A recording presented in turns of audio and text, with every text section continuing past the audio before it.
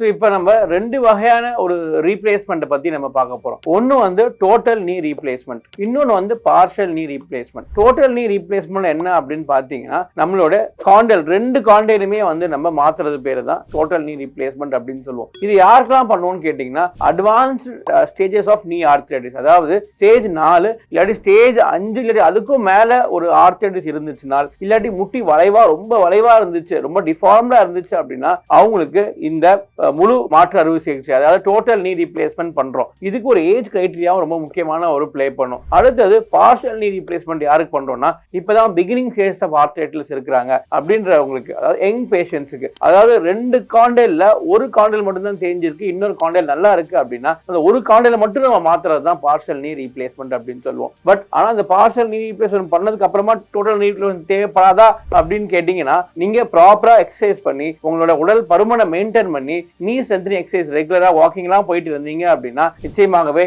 இந்த total knee replacement நம்ம தவிர்க்கலாம். தேங்க்யூ.